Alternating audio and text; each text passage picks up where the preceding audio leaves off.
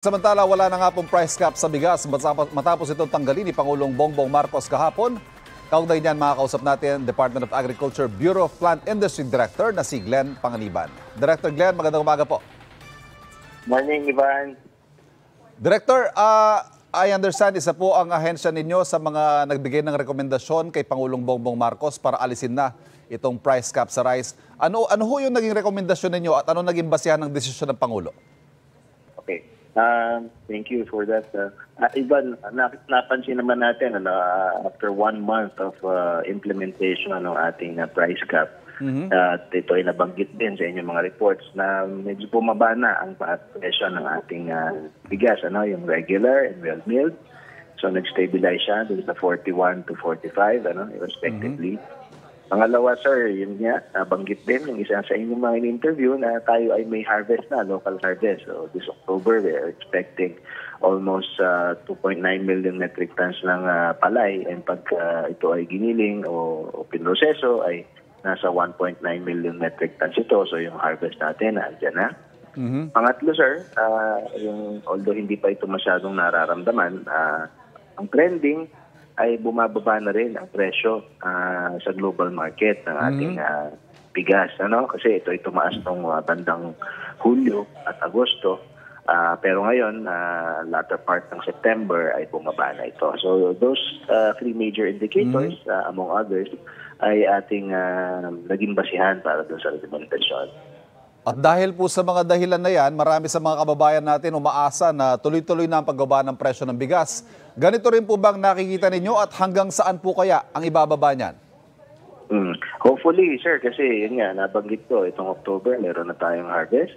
Pagdating ng November, tuloy-tuloy ito hanggang Disyembre. So, during the holiday season, yun ang laging inaasahan, di ba? Tataas ang presyo. But with this supply, hopefully, masustain yung ating supply sa market. And yun nga, ang efforts naman natin sa Department of Agriculture ay patuloy. Ito ay instructed din ng ating Pangulo para maipagpatuloy ang assistance intervention sa ating mga farmers and yung mga livelihood opportunities para doon sa ating mga retailers para mapababa pa rin yung presyo natin. We were expecting that, of course, kasi may enough supply naman tayo. Magandang balita ho yung bababa, pero kaya ko ho naitanong kung hanggang saan ang ibababa. Dahil ang tanong pa rin ng mga kababayan natin, may pag-asa pa kaya yung 20 pesos na kada kilo ng bigas gaya na ipinangako ng Pangulo?